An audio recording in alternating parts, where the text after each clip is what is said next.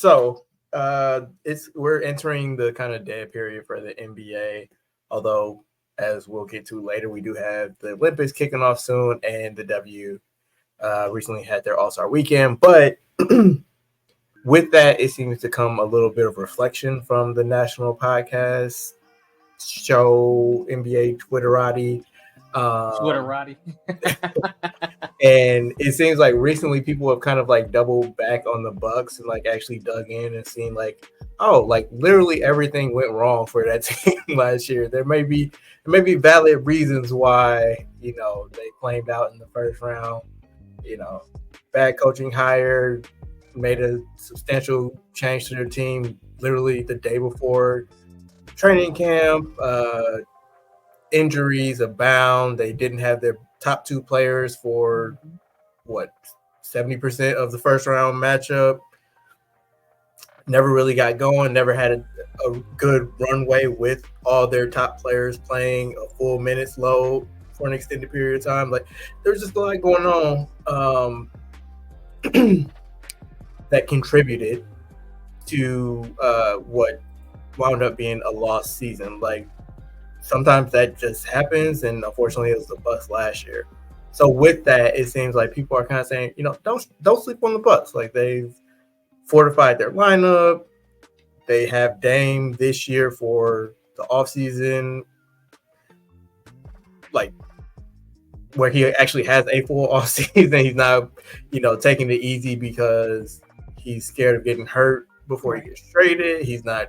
Hopefully, he's still going through a divorce. Hopefully his home life is a little bit more settled. They actually get a training camp. They get pre-training camp time to run with each other. I don't remember where I was going with that, but it's essentially it seems like people are kind of like saying, don't sleep on the Bucks. They may be the team to look out for in the East due to some of their summer moves and just another year of continuity with the core that, for the most part, is championship proven. Mm-hmm. So where are you guys on the Bucks status going into this season? Do you view them as a quote-unquote sleeping giant? And are they the team most likely to unseat the reigning champion Boston Celtics? Tim, I'm going to let you answer that first. Go ahead. It's funny that this is the topic of conversation because me and my cousin just had a back and forth over the weekend. Cousin Brian? No, my cousin AJ. AJ. So shout out to AJ. He showed me a great time in Houston. But we had a minute or two at the crib and we started talking about the Bucks a little bit. And this actually was the conversation more so around hey, this happened last year. This happened. Like, well, that's all well and good, but I need to see something. I'm like, well, Dame was going through this. That's all well and good, but I need to see something. Well, I would take Dame for Drew every time. No, I wouldn't. In hindsight, you can say these things. In hindsight, you can say with what you would or wouldn't do. You can say this is just an excuse for the Bucks that they didn't succeed here, or that's just an excuse because of the coaching, or that's just an excuse because he was out of shape, or that's just an excuse. Like, but all of this actually matters. Like all of these things, though they may be little and though they may sound like just an excuse for that one player, but then this other player had an issue with injury. This other player had an issue with personal life. This other coach had player issues, chemistry issues. You're like, yeah, we ain't talking about that chemistry shit. No. That matters too. Like you can make the splashy, the announcements, the player trades, the coaching changes, the whole nine. But if nobody is actually getting along, or there's no faith in the next person to do what they're doing, that truly matters too. So to answer your question, I do feel like, no, we're not a sleeping giant. Like we've been here, but it's just a matter of, we ain't Snorlax. Like we're not in the way, we ain't blocking the way, but we still big as hell. We still dangerous as shit when we, wake up. It's just a matter of if we can keep our team healthy, it's been our biggest issue. Yeah, like that's the biggest thing. So if we can do that, like I feel like everything else is kind of all the little excuses will kind of go by the wayside. Yeah, I see Triple T in the comments. He mentioned that I'm still taking Dame over Drew if we had to do the trade over, and I would too. Because again, part of the equation of the trade was the fact that when the Bucks generally got into the playoffs, The thing that stalled for the Bucks was their offense, especially in the half court. The offensive load that was being placed on Drew Holiday was a really, really heavy load, especially with what he also had to do defensively. And he was probably, honestly, a little bit miscast in trying to expect for him to carry such a heavy offensive load. Now, what you saw in Boston, where he can be that fourth, fifth option, like it works so much better for his skill set. It's not to say he couldn't do it, because we saw him, we saw the Bucks win a championship with him being 2B or 2A, depending on who you wanted to talk to and how they feel about Chris Middleton. So that's the general consensus of why this trade made a lot of sense. You want more offense, you go and get Dame Lillard. And you think about how his fit next to Giannis should work theoretically. And a lot of last year you saw my turn, your turn. They still have to really figure out how to really get that synergy together with one another. But I feel like a summer with Doc, a summer with them knowing they're going to be teammates, it's a lot more feasible now. So personally, I wouldn't say the Bucks are a sleeping giant like Tim said. I thought they've been there the whole time. Like, I have them in a tier below the Celtics. So giving the Celtics respect, defending champions, they got teams out here trying to fix and change the way that they construct their rosters, looking at the Knicks with all the wings that they're looking to bring on, trying to combat what Boston has going on over there. But as for the Bucks, if Giannis is healthy along with Dame and Chris, they're going to have a really good chance. And you add in the fact that, again, on paper, this all can change once we actually see the teams play. But on paper, what they were able to do in free agency, every player in my mind was an upgrade over the player that they are theoretically replacing. From Gary Trent Jr. coming in for Malik Beasley, for DeLon Wright coming in for Pat Bev, for Taurean Prince coming in for Jay Crowder. I think all of those guys are upgrades. And on top of that too, if any of these young guys come through the way that the Bucks are expecting to kind of help push for rotational minutes as well in the regular season, that should do them some good. Like Chris Livingston had a really good summer league. AJ Johnson showed flashes, although he is not somebody who I think is going to really be in the Bucks rotation. But that other AJ, the one that graduated from summer league, AJ Green, I think he's going to be part of the rotation as well. So like, I like the options the Bucks have. I think they're in that second tier right underneath the Celtics. You can group them if you wanted to with the 76ers and with the Knicks. But even within that grouping, I would still have the Bucks at the top of that particular tier. Again, health pending for sure. Triple T also added in there that if we were able to trade Chris, I would have much rather preferred Drew and Dame, and I'm the CEO of the Middleton fan club. Be gone, sir. Be gone. There's no Chris. No, I'm joking. I'm gonna say one. I was gonna say Camille gonna fight you. 2, she is the CEO of the Middleton fan club, right. And 3, like you can't be the CEO of the Middleton fan club if you saying trade him. I'm saying. Like, you can be a cabinet member with the CFO. Cabinet member. You know what I'm saying? Is this that man middle management? That is AJ. 3 people on my we gonna see list: Doc, Chris, and Dame. He said. Yeah. Chris so the show. I was gonna say Chris. The only we gonna see is will he be healthy? Because it did come out this week that he had double ankle surgery. It doesn't seem like it was serious, but like any surgery is cause for concern. So I at least agree in that narrow purview. But like as far as like when he's on the court, like playoff Chris Middleton is unimpeachable as far as I'm concerned. They turned into Jordan, bro. That dude is crazy. But that was honestly his argument about Chris, is because we was talking about the ankles, and he was like, he had ankle surgery, bro. Like either way it go, like you having surgery. Shut up, Tim. No, having surgery is whether it's minor or major, it's still a big deal, no matter what. No, that's fair.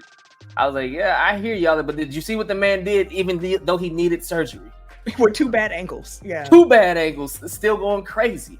So like, damn, Dame, he was out of shape. He had the divorce stuff, so we gonna see. Yeah, I was saying that's something that Dame himself mentioned. Like he was like when they had the exit interviews, he's like, I don't know if y'all understand how big of a difference it's going to be for me to be able to have an off season like where I can actually do my work. Yeah, and I think that people like too often just dismiss reasons for excuses. It's like nobody's saying excuse what happened last year. What happened last year happened last year. It's not. but there are reasons why that explain why that happened, and they're correctable reasons to a degree. So if those things get corrected, like they can still be the team that we thought they were when they made the trade. Yeah. So for I know it was Bill Simmons who was talking about it on his podcast with the Bucks, and like, oh, I think that they're actually really good. Like, I think more people will start kind of coming along to that train of thought if they're just not completely just head over heels with what like the newness of Philly, with the newness of what the Knicks have been able to bring in. Because, I mean, the Hartenstein departure for the Knicks is going to be a big one, especially when you think about the fact that they really took off once Julius Randle was out of the lineup. So how does he merge back into that? What does that fit look like? I don't know. It's going to be a fun chucking year. threes. That's what he gonna do. He be chucking. Like, damn, go set his ass back down, bro. Get him up out of here. He'll be a mid-season trade target. That's gonna pop up. I can see it. I can honestly see it. Just because they saw it can work without him already, they might look to exchange him in for some more defense at that, that big position. But yeah, I think the Bucks definitely should be considered not title favorite, but like a contending team in the East, a team that could knock off Boston. Because even last year, before having these upgrades to the roster, they are a team that matched up pretty well with Boston in the regular season. Of course, it's regular season. 2 of those games, if I remember correctly, the Bucks, they got down really big and then made a furious comeback to make it look close at the end. But then you had the 2 blowouts from the Milwaukee blowing out Boston. So, like, they match up well, I think. And we haven't seen a healthy Giannis and Chris hit the playoffs since they won a championship. And even that year, Giannis got hurt in that Eastern Conference Finals. So, like, he was operating on one leg, still putting up 50 in the clinching game in the finals. So I don't know. It's hard for me not to feel optimistic about the Bucks, assuming that they're healthy. If they're not healthy, then all of this is out the window. But if those top guys are healthy, I like their chances. Like, I'm glad that you bring up like those Boston-Milwaukee games, because that first game is kind of a microcosm of the Bucks season, where it's like they get down, they don't look great, then talent kind of brings them back into it, and then coaching / Dame being out of shape is what kind of got them, like what kind of cemented the loss. Because if you remember, they had a chance to either like bring it within one position or take the lead. It was something in there, and then like Dame had that dunk and he got hung. Oh yeah, it's like, oh, okay, I guess this game's over. But, I was like, damn. Yep. Yeah. Like I said, like that's kind of like a microcosm of the season. It's like everything that went wrong that season, save for like injuries, is what did them in. So it is what it is. It's kind of like like in football or in playoffs, like they talk about like a flush it game, where it's just like there's nothing to take away from this. It was just a bad game. Don't think about it again, and just let's move on to the next thing. Like this was a flush it season. Like it was just like all that could go wrong did go wrong. It just kind of our luck can't be much worse than that. So let's just move forward. Yeah, I think year one, I guess 0.5 year of Doc should be seen as like an audit year for him. Like this is going to be the real show and tell year. AJ in the comments said we're putting our hopes on the coach with the most blown 3-1 leads for a championship. Okay, we gonna see. LOL. To that, I would say the hopes aren't on the coach. The hopes are really on the health of this team, because the Bucks showed during the first half of last season under Adrian Griffin, like even if they don't have good coaching, they have enough talent to be able to put them in position to win games. Now, what Doc has done during his time here in the half season when he took over that the Bucks needed was just implement some structure and have guys really understand what their role is going to be. And I think the fact that Doc is so good when it comes to communication and motivation and just kind of communicating, that is going to be what this team needs more than anything. Just put them in the right place and then let them go out there and do what they need to do, which is part of what Griff wasn't able to do of creating that structure for them to operate underneath. They were just out there aimless. Like, what are we supposed to do? And then they just did stuff out of pure talent. And I think just having a little structure, some understanding of what is trying to be accomplished is all that they really need.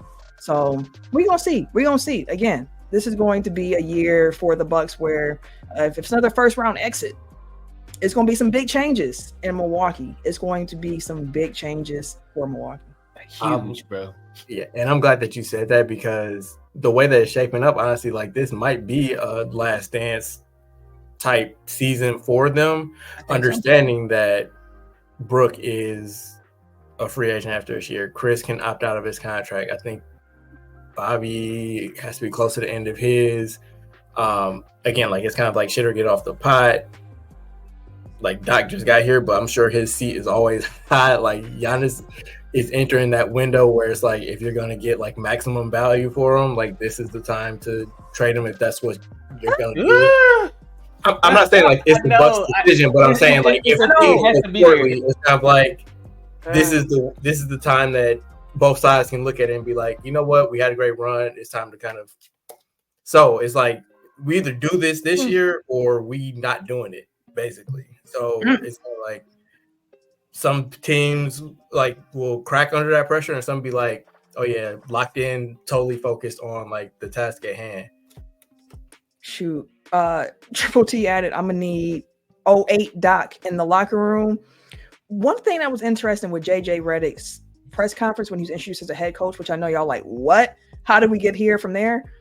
He was asked, like, what did he learn from Doc? And we all know that JJ Redick has some feelings about Doc Rivers. So he was just asked, like, what have you taken from Doc? And he kind of paused and he was just like, you know, if I can bring anything to my coaching style from what Doc did, is like Doc is excellent at the communication piece of it and the motivation. Like he's able to find themes for your team for the season and really get guys to buy in and then move forward. Like guys will run through a wall for Doc based on how he's able to frame things. So hopefully that comes through this year. He needs what was the saying for them Celtics, the Ubuntu or something. Like they need that in the locker room this year. Triple T also added as we wrap this conversation up, first round exit with a Philly squad equals Middleton being shipped out.